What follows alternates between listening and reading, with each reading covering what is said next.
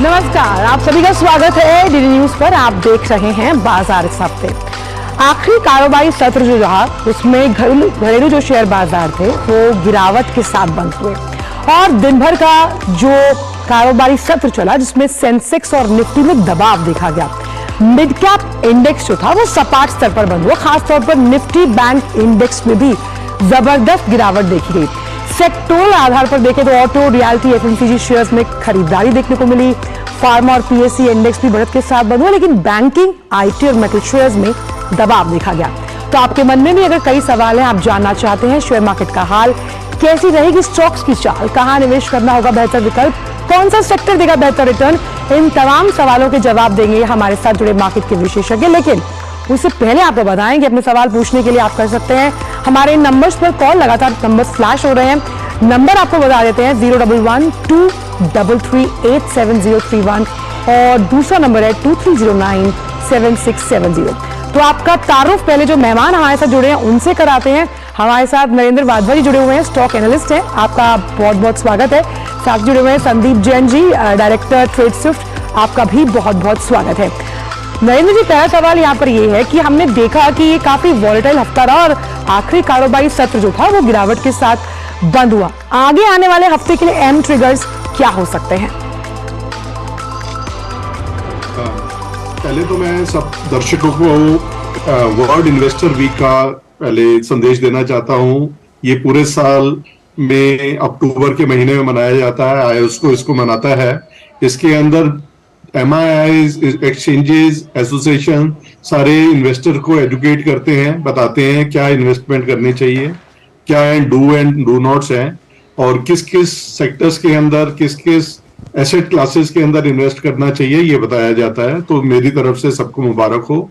और जैसे आपने बोला कि ये वीक, पिछले वीक में हमने देखा लास्ट में प्रेशर था, तो देखिए 2-3 फैक्टर्स हैं अगले वीक के अंदर। जियोपॉलिटिकल, जैसे हमने देखा है इजराइल और वहां पर हमास का जो लड़ाई का हो रहा है, बढ़ता जा रहा है उसमें, तो आज उसकी डेडलाइन भी है। तो इन सारी चीजों को हमारे को ध्यान रखना चाहिए। टेक्निकली 15 डेज डीएम में जो है वो 19,600 से ऊपर है। टेक्निकली तो हम बड़े अच्छे जोन के अंदर हैं। मेरे को लगता है ऊपर जाना चाहिए, मार्केट्स को ऊपर देखना चाहिए और पुराने हाईज को भी आने वाले टाइम में ब्रीच करना चाहिए। बट सारे दर्शकों को मैं ये कहना चाहूंगा, ये जियोपॉलिटिकल जो डेवलपमेंट है इसकी तरफ भी ध्यान रखना चाहिए। संदीप जी अभी हमारे साथ जुड़े हुए हैं। संदीप जी, जिन जियोपॉलिटिकल फैक्टर्स की हम बात कर रहे हैं उसमें खास तौर पर जिस तरह का संघर्ष इजराइल और हमास में चल रहा है, खास तौर पर क्रूड ऑयल की अगर बात की जाए और कमोडिटी मार्केट पर एक नजर डालें, किस तरह की अप्स एंड डाउन्स आप आने वाले इस पूरे महीने में देखते हैं?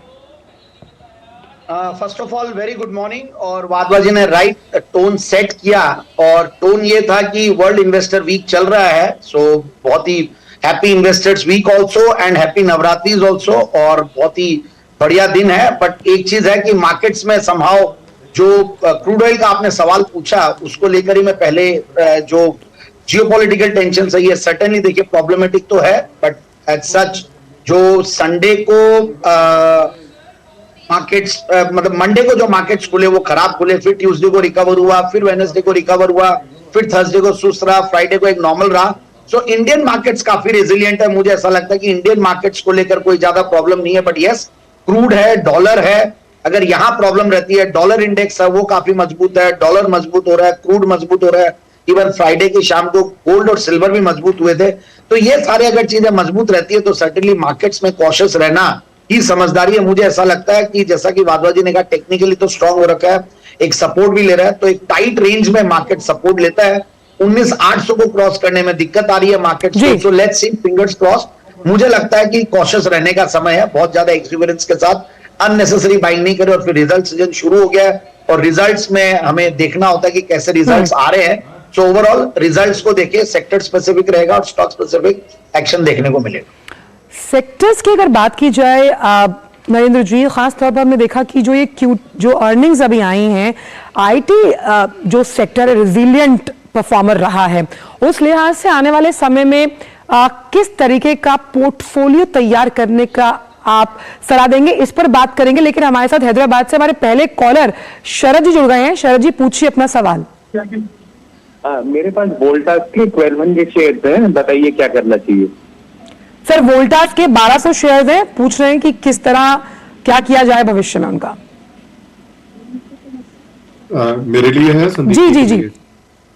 देखिए, वोल्टास टाटास की एक बहुत अग्रणी कंपनी है और आपने देखा है पूरा जो टाटा ब्लॉक है उसकी बड़ी अच्छी परफॉर्मेंस रही है। मैं ये पूछना चाहूंगा कि किस लेवल पे वो एंटर करे हुए हैं वोल्टास के लिए, but as a long term investment ये पोर्टफोलियो का मस्ट है। ये जो व्हाइट गुड्स सेक्टर है इसके अंदर बहुत ज्यादा डिमांड है। मैं 2-3 पैरामीटर डाटा बोलता हूं कि जैसे जैसे हम वर्ल्ड के अंदर एक अग्रणी देश बनते जा रहे हैं, हमारे यहाँ पर कैपिटा इनकम जैसे जैसे बढ़ती जाएगी तो डिमांड फॉर व्हाइट गुड्स आगे बहुत बढ़ने वाली हैं। ये हमने पीछे भी देखा है। और एक और डाटा मैं बोलूंगा कि 3 ट्रिलियन से हम बात कर रहे हैं 5 ट्रिलियन और आगे की, तो इसके अंदर जब भी ये प्रोग्रेशन होता है तो पर कैपिटा इनकम जो है काफी बढ़ती है और उसके अंदर ये डिमांड क्रिएट करती है व्हाइट गुड्स की, और जिसके अंदर वोल्टास है। और अगर ये आप लॉन्ग टर्म रख सकते हैं तो मेरा ये कहना होगा इसको आप बने रहिए, इसके अंदर इन्वेस्टमेंट बने रहिए। हाँ संदीप जी, क्योंकि यहाँ पर सेक्टर्स का हम जिक्र कर रहे हैं, त्योहारी सीजन आने वाला है, बात हो रही है फ्रिज, टीवी, एसी, इन तमाम जो सेक्टर्स हैं उनको लेकर किस तरह की राय इन्वेस्टर को आप देना चाहेंगे? कितना बुलिश नजर आ रहे हैं आप इन सेक्टर्स को लेकर? नहीं, देखिए जैसे वाधवा जी ने कहा, देखिए ये तो सही है कि व्हाइट गुड्स और ये सारी चीजों में काफी अच्छा रुझान बना हुआ है। और सर्टेनली देखिए जब इंडियन इकोनॉमी ग्रो कर रही है तो मुझे इसमें कोई डाउट नहीं और दो राय भी नहीं है कि ये सेक्टर्स ग्रो नहीं करेंगे। बट एक चीज साथ में ये है कि सारों के वैल्यूएशंस काफी महंगे हो रखे हैं और मार्केट्स देखिए महंगे वैल्यूएशन, जब भी मार्केट्स खराब होते हैं महंगे वैल्यूएशन वाली चीजों की पिटाई होती है। But overall they are all doing very well. तो मैं समहाउ यही बोलूंगा कि व्हाइट गुड्स हो या किचन अप्लायंसेस हो, इलेक्ट्रिकल अप्लायंसेस हो, ये सारे स्टॉक्स बढ़िया करेंगे। बट इनको आप थोड़ा सा गिरावट के लिए इंतजार करें और नीचे आने पे ही ले, क्योंकि मुझे बहुत ज्यादा मार्केट्स में एक बार इमीडिएट फ्यूचर में, जैसा कि इलेक्शंस आने वाले हैं, असेंबली इलेक्शंस है, बहुत सारी चीजें हैं मार्केट्स में, बहुत सारे ट्रिगर्स हैं जिनको मार्केट देखेगा। जियोपॉलिटिकल भी है, ग्लोबल क्यूज भी हैं, फिर जो मैंने डॉलर और गोल्ड और ये सारी क्रूड की बातें बताई, मुझे लगता है कि जो महंगे स्टॉक्स है उनमें थोड़ा इंतजार करना चाहिए और नीचे आने पे स्टॉक्स में एंट्री ली जाए। But overall I am bullish on this sector from the longer perspective. हमारे साथ अगले कॉलर जुड़ गए हैं, करण हैं फरीदाबाद से। करण जी पूछिए अपना सवाल। हेलो जी, पूछिए सवाल। Good morning ma'am. सबसे पहले हैप्पी नवरात्रि, मतलब कि जो भी आपको और डीडी न्यूज के सारे दर्शकों को। तो मैम मेरा सवाल है कि मेरे पास IRB इंफ्रा है 32.5 रुपए में और न्यूरेका है 583 रुपए में और PVR है 1850 रुपए में और एक और शेयर है क्या नाम है ये BL कश्यप 68 रुपए में। इसका एक बार नजरिया बताए।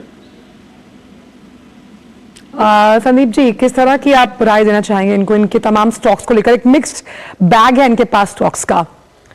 पहले तो इन्होंने happy Navratris and first of all देखिए इन्होंने पूरा पोर्टफोलियो डिस्कस कर लिया। जनरली 1-2 क्वेश्चंस पूछे तो सही रहते हैं 1-2 स्टॉक्स, बट एनीवेज हम जवाब देंगे। BL कश्यप पे मुझे कॉन्फिडेंस नहीं है। मैं पहले भी इसके बारे में राय नेगेटिव ही रहती थी और बहुत ज्यादा कॉन्फिडेंट नहीं हूं। IRB infra, yes I am very bullish on the roads infra companies और IRB समहाउ उसमें एक अव्वल दर्जे की कंपनी है, तो मेरे हिसाब से IRB इंफ्रा में ये बने रहे। और एक इन्होंने PVR के बारे में पूछा, यस PVR भी अच्छा लगता है। जब से ये आइनॉक्स और PVR वाला जो सिनर्जी है, ये बहुत गजब की सिनर्जी है और हम देख रहे हैं कैसे अभी जो मूवीज के जो सॉफ्टवेयर, मतलब बेसिकली अच्छी मूवीज आना और जो ये सारी चीजें होना बहुत बढ़िया रही है। एक वर्ल्ड कप की वजह से थोड़ा सा एक विराम जरूर लगा, बट पिछला क्वार्टर बहुत एक्स्ट्राऑर्डिनरी रहा है ये पूरे सेक्टर के लिए। तो मेरे हिसाब से PVR is a good hold, कहीं कोई दिक्कत नहीं। हालांकि बैलेंस शीट और वैल्यूएशन को देखें तो फ्रेश एंट्री लेने में डर लगेगा, बट फिर भी मुझे लगता है कि सेक्टर में काफी अच्छा एक रुझान बना। चौथा स्टॉक में भूल गया ये कौन सा। चलिए कोई बात नहीं, आपने इनकी जानकारी दी, बहुत बहुत शुक्रिया। लेकिन वक्त एक थोड़े से ब्रेक का है, ब्रेक के उस पार आकर जानेंगे कि मल्टी बैगर्स को कैसे ट्रैक किया जाएगा। लेकिन वक्त एक छोटे से ब्रेक का, आप बने रहिए बाजार इस हफ्ते में।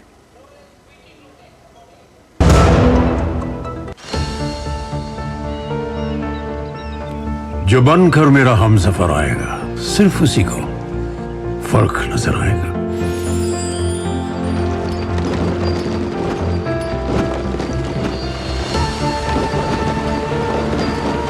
साल, बरस और सदी नहीं, एक युग गुजर जाएगा। उम्र न पूछो वंडर की, जब फर्क नजर आएगा। वंडर सीमेंट, फर्क नजर आएगा।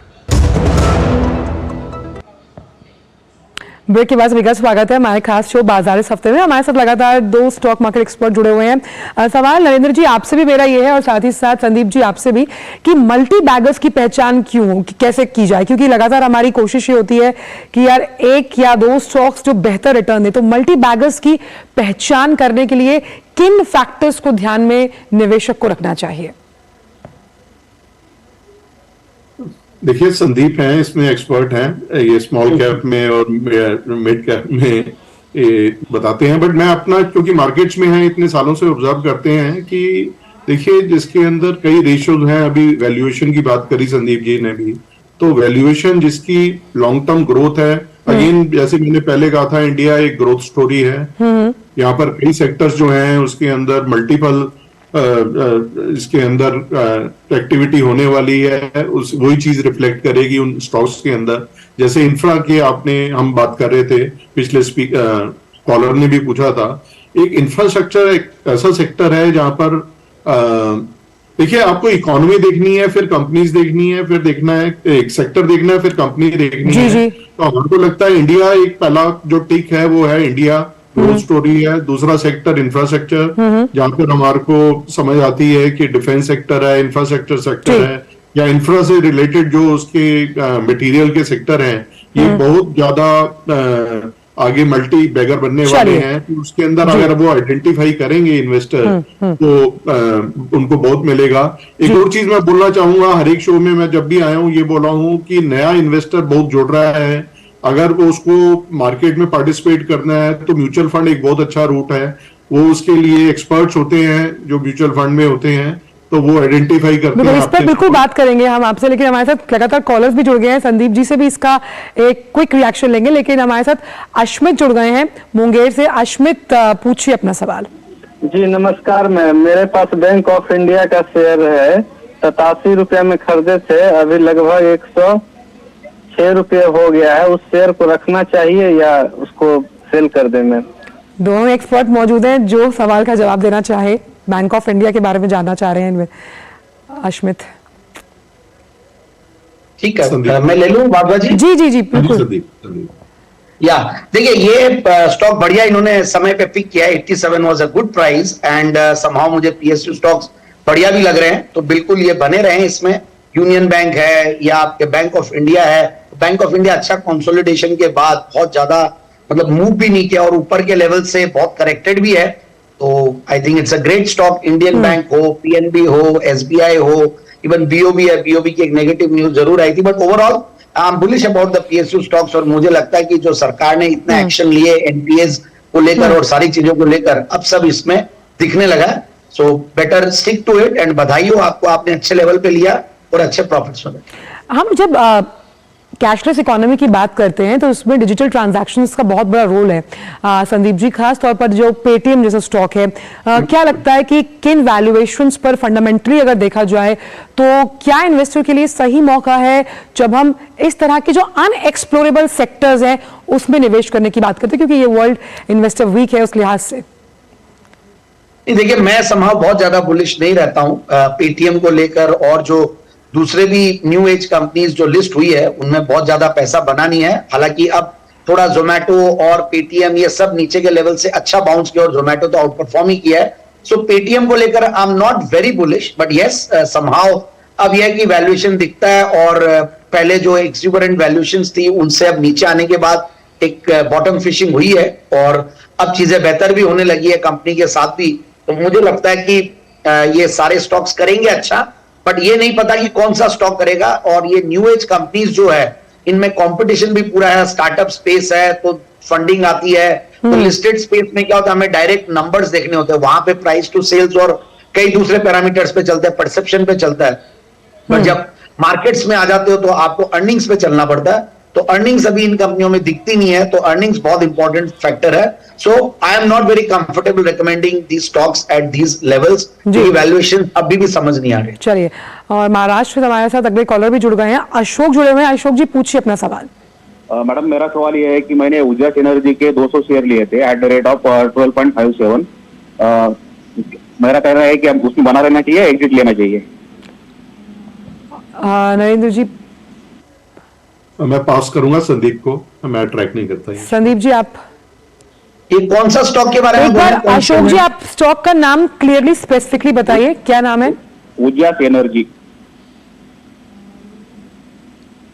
उजास सॉरी, मैं ट्रैक नहीं करता, मुझे लग रहा है कोई पेनी स्टॉक है, आइडिया नहीं है। हाँ। Okay, thank you. चलिए, अब एक चीज और भी समझने की है यहाँ पर नरेंद्र जी, क्योंकि आने वाला सीजन त्योहारी सीजन है और ऑटो इंडस्ट्री पर लगातार तमाम एक्सपर्ट्स बहुत बुलिश नजर आ रहे हैं। पैसेंजर व्हीकल्स की बात हो, ईवी की वजह से, इलेक्ट्रिकल व्हीकल्स की वजह से भी काफी प्रॉमिसिंग लग रहा है सेक्टर। ऑटो के साथ साथ ऑटो एंसिलरीज पर आप दोनों की क्या राय रहेगी? देखिए, मैं एज इंडिविजुअल बहुत बुलिश हूँ इस सेक्टर के ऊपर।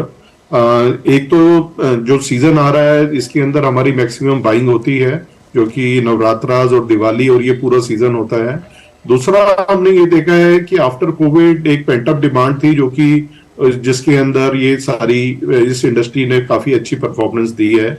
और खासकर कई जो 4 व्हीलर सेक्टर है, आई am not that bullish about 2 wheeler, but 4 wheeler के अंदर बहुत बुलिश हूं मैं। और उसकी एंसिलरी इंडस्ट्री जैसे है मिंडाज है या सोना कॉम्पटेल है, उसके अंदर मैं काफी बुलिश हूँ। और काफी डिमांड है सिस्टम के अंदर। आप देखिए, ईवी के अंदर सारे, मारुति ने भी कल अनाउंस करा है कि ईवी की जल्दी उनकी गाड़ी आने वाली है। और टाटाज और मारुति और महिंद्रा एंड महिंद्रा, इनकी सारे मॉडल्स की डिमांड चल रही है और वेटिंग चल रही है। तो बहुत डिमांड है सिस्टम के अंदर, और ये जो इंक्रीज इन द वो जो है कॉस्टिंग है, ये पास ऑन कर पा रहे हैं आगे कंज्यूमर को भी, बायर्स को भी। तो I am very bullish about this. Sandeep ji, आपका रिएक्शन लूंगी ऑटो सेक्टर पर, लेकिन हमारे साथ एक कॉलर जुड़े हुए हैं, राहुल जुड़े हुए हैं गुरुग्राम से। राहुल जी, पूछिए सवाल। नमस्कार मैडम। मैडम, सबसे पहले हैप्पी नवरात्रि सारे डीडी न्यूज के दर्शकों को और जितने भी एनालिस्ट बैठे हैं, क्या नाम है, संदीप जी को, नरेंद्र जी को।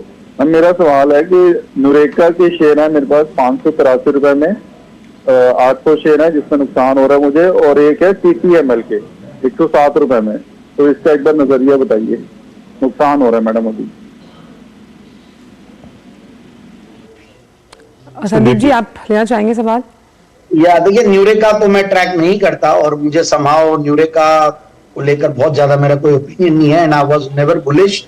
और मैं कभी भी स्टॉक को वैसे भी पहले रेकमेंड नहीं किया। तो मुझे ऐसा लगता है कि न्यूरेका ठीक है, कोविड के टाइम पे एक अच्छी स्टोरी थी, बट समाओ अब कोई विशेष नंबर्स में मुझे कोई रुझान दिखता नहीं है। और संदीप जी, आपका ऑटो सेक्टर और एंसिलरीज पर क्या रिएक्शन रहेगा आने वाले समय में? खास तौर पर त्योहारी सीजन है और जिस तरह के बहुत ही हम कह सकते हैं अट्रैक्टिव डिस्काउंट ऑफर्स देती हैं कंपनीज ग्राहकों को अपनी ओर खींचने के लिए, क्या इसी तरह का हम डिस्काउंटेड ऑफर इस सेक्टर में भी देख सकते हैं निवेशकों के लिए आने वाले समय में? नहीं, बिल्कुल, राधा जी ने बहुत सही तरीके से इस सेक्टर के बारे में बताया। और कोरोना के बाद से जो इस सेक्टर में जो एक जबरदस्त रुझान बना है ना, very bullish on auto sectors and auto ancillaries. और मैंने बहुत सारे स्टॉक्स, मतलब ऑटो इंसुलरी तो ऐसा कि मैं अगर बात करूं तो सबसे ज्यादा मैंने ऑटो इंसुलरी स्टॉक से रेकमेंड किया। और वो सारे जो आपने पूछा ना, मल्टीबैगर कैसे बनते हैं, तो यहाँ पे धंधा भी अच्छा और बंदा भी अच्छा, धंधा और बंदा दोनों देखना पड़ता है। तो बहुत बढ़िया है, मतलब इसमें प्रोमोटर्स का बैकग्राउंड, बहुत बड़ी बड़ी जो प्रोमोटर ग्रुप्स है वो लोग इसमें मैन्युफैक्चरिंग में है। सो आई फील कि ऑटो और ऑटो इंसुलरी दोनों पे बिल्कुल बने रहना चाहिए। और जो डिस्काउंट ऑफर्स गाड़ियों में भले ही मिले, बट मुझे लगता नहीं कि इनके शेयर्स के भाव में कोई बहुत ज्यादा डिस्काउंट मिलेगा, क्योंकि मार्केट हालांकि एक करेक्शन अगर दे दे तो नीचे आने पे इन्हीं स्टॉक्स को लेना है। हीरो मोटोकॉर्प हो या मारुति हो या even Tata Motors has started doing well, TVS ने तो गजब का आउट परफॉर्म किया है। तो सारे स्टॉक्स एक के बाद एक अच्छा कर रहे हैं। और M&M है, तो नीचे आने पे अब लेने की कोशिश करें। So buy on dips, but yes, I am quite bullish on all the sectors. And Maruti, in fact हमने वीकली पिक पे भी हमारे क्लाइंट्स को भी सैटरडे को हमारा न्यूज़लेटर बनता तो उसमें हम लोगों ने मारुति ही रेकमेंड किया as a buy on Monday. Penny stocks को लेकर आप दोनों की क्या राय रहेगी? खास तौर पर वैल्यूएशंस के लिहाज से या फिर सेक्टोरली बात की जाए तो पेनी स्टॉक्स क्या निवेशक के पोर्टफोलियो में होने चाहिए या नहीं?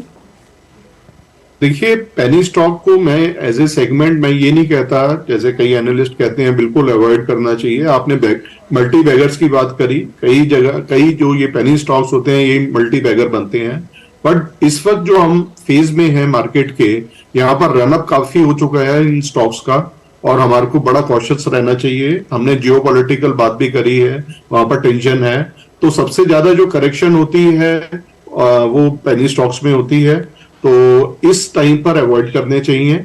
कोई खास अगर आपका पिक है उसके अंदर संदीप जी बताएंगे उसके अंदर, but again as a sector as a पूरा जो सेगमेंट है पेनी स्टॉक को इस फेज में अवॉइड करना चाहिए।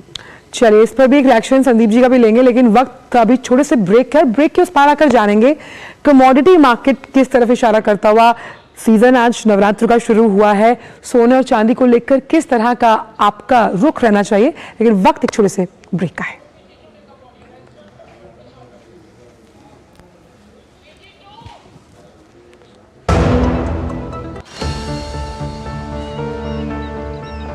जो बनकर मेरा हमसफर आएगा सिर्फ उसी को फर्क नजर आएगा।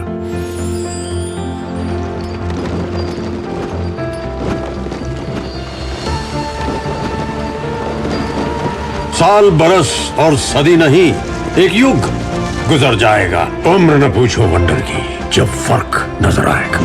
वंडर सीमेंट, फर्क नजर आएगा। ब्रेक के बाद फिर स्वागत है। हमारे साथ लगातार स्टॉक एक्सपर्ट जुड़े हुए हैं जो तमाम आपके सवालों के जवाब दे रहे हैं। नरेंद्र जी जुड़े हुए हैं, संदीप जी भी हैं। संदीप जी, कमोडिटी मार्केट पर आपका क्या टेक रहेगा, खास तौर पर क्योंकि शारदीय नवरात्र की आज से शुरुआत हुई है, फिर दिवाली आने वाली है, और इसको लेकर अगर गोल्ड की बात की जाए तो किन टर्म्स पर आप इस कमोडिटी को देख रहे हैं? देखिए, गोल्ड और सिल्वर दोनों ही टेक्निकली ठीक हो गए हैं और ओवरऑल परफॉर्म नहीं कर रहे थे, बट जियोपॉलिटिकल टेंशन आता तो सर्टेनली गोल्ड एक बार एक सेफ हेवन अपील अट्रैक्ट करता है, तो सेफ हेवन अपील की वजह से गोल्ड चलने लगा है और मुझे ऐसा लगता है कि डाउनसाइड कम है और गोल्ड में सर्टेनली लॉन्ग टर्म के हिसाब से निवेश करें। और हम लोग तो इंडिया में फेस्टिव सीजन में सबसे ज्यादा गोल्ड ही खरीदते हैं और सिल्वर भी खरीदते हैं। So overall gold and silver मेरी तरफ से बाय है एंड बाय ऑन डिप्स है for longer time frame. Again ये ध्यान रखें कि ये सारे मेटल्स जो है और स्टॉक मार्केट है, इन सबका एक पोर्टफोलियो बनना चाहिए। स्टैंड अलोन बेसिस पे अभी मैं तेजी बता रहा हूं, बट जनरली आपके पोर्टफोलियो का एक हिस्सा बने। और इन्वेस्टर्स वीक चल रहा है तो मैं सोचा कि एक एक्स्ट्रा लाइन भी बोल दूं कि भाई पोर्टफोलियो डाइवर्सिफिकेशन में गोल्ड और सिल्वर का बहुत बड़ा रोल रहता है। बट यस, 8 से 10% एफडी, फिर इक्विटी, ये सारे अलग अलग पार्ट रहने चाहिए, but I am bullish on gold. क्योंकि हम म्यूचुअल फंड्स का भी जिक्र कर रहे थे नरेंद्र जी, और आप काफी ज्यादा इस पर बात करते हैं, तो खास तौर पर एसआईपी सबसे बड़ा और हम कहते हैं बहुत आसान तरीका है निवेश का। इसके अलावा म्यूचुअल फंड्स में घुसने के लिए जो पहली बार का निवेशक है उसके लिए क्या आप विकल्प तय करेंगे? देखिए, पहले भी मैंने बोलना शुरू करा था, जो फर्स्ट टाइम इन्वेस्टर है उसके लिए मार्केट के अंदर डायरेक्ट अगर इन्वेस्टमेंट करते हो उससे बढ़िया एक्साइटमेंट कोई नहीं है। लेकिन क्योंकि वो उनको पता नहीं होता मार्केट में क्या सेक्टर एलोकेशन या क्या एसेट एलोकेशन करनी चाहिए, तो उसके लिए हम सजेस्ट करते हैं कि first time investor mutual fund के रूट के थ्रू आए और उसके अंदर भी एसआईपी रूट को पकड़े, जिसमें वो सिस्टमैटिक इन्वेस्टमेंट होती है, हर एक टाइम फ्रेम में होती है और हर एक एसेट क्लासेस के अंदर करते हैं। अभी आपने कमोडिटीज की बात करी, अगेन मैं उसी को संदीप जी को रिपीट करना चाहता हूं कि आपका जो सेक्टर जो एसेट एलोकेशन है, हार्ड एसेट्स और फाइनेंशियल एसेट दोनों में होना चाहिए, और उसके अंदर हमारे को इन्वेस्ट करने के लिए गोल्ड एंड सिल्वर है और हर एक के पोर्टफोलियो के अंदर ये होने चाहिए। और म्यूचुअल फंड के थ्रू भी करें, वहां पर भी ईटीएफ्स हैं, गोल्ड ईटीएफ्स हैं, सिल्वर ईटीएफ्स हैं, उसके अंदर इन्वेस्ट करेंगे तो उनका एक पोर्टफोलियो बड़ा अच्छा स्ट्रांग बनेगा और उसका फायदा होगा उनको। और आखिरी कॉलर हमारे साथ जुड़ गए हैं, कुंदन जुड़ गए हैं बिहार से। कुंदन जी, पूछिए सवाल। हाँ जी मैम, नमस्कार, और सर को भी नमस्कार मेरा। मैम, मेरा ये क्वेश्चन था कि लॉन्ग टर्म शेयर्स खरीदने में, होल्ड करने में ज्यादा फायदे हैं या इंट्राडे ट्रेडिंग करने में ज्यादा फायदे हैं, अगर जो नए इन्वेस्टर्स हैं उनको? बिल्कुल लॉन्ग टर्म, ये जो मार्केट्स हैं ये लॉन्ग, हमने देखा है इतने साल मार्केट में रहने का, जो कि लॉन्ग टर्म इन्वेस्टर है वेल्थ उसी की क्रिएट होती है और ये मार्केट अगेन जैसे मैंने शुरू में भी कहा था, इंडिया की इतनी बड़ी ग्रोथ स्टोरी है, तो अगर हमने इसकी ग्रोथ स्टोरी में पार्टिसिपेट करना है तो लॉन्ग टर्म इन्वेस्टमेंट ही करनी है, और आपको जरूर बेनिफिट होगा। लॉन्ग टर्म इसमें बने रहिएगा इन्वेस्टमेंट, चाहे आप फर्स्ट टाइम है या पुराने इन्वेस्टर हैं, लॉन्ग टर्म इन्वेस्टमेंट करनी चाहिए। चलिए, लंबा खेलना पड़ेगा। ये जो शेयर बाजार की पिच है उस पर यही लगातार हमारे जो तमाम एक्सपर्ट यहाँ आते हैं वो हमें जानकारी देते हैं, और आप दोनों इस शो पर आए, आपने अपने विचार इस मन से साझा किए, बहुत अहम जानकारियां दी, समाज तमाम कॉलर्स के जवाब दिए। संदीप जी और नरेंद्र जी, बहुत बहुत शुक्रिया आप दोनों का। इस इन्वेस्टर वीक की शुरुआत बहुत अहम जानकारियों के साथ हुई है। तो आज के बाजार इस हफ्ते में इतना ही, लेकिन आपसे मुलाकात होगी अगले हफ्ते। जो भी आपके मन के सवाल हैं स्टॉक या सेक्टर स्पेसिफिक, उन्हें मन में संजो कर रखिए। मिलेंगे आपसे अगले हफ्ते इसी समय पर। तब तक के लिए मेरी और मेरी पूरी टीम को दीजिए इजाजत। नमस्कार।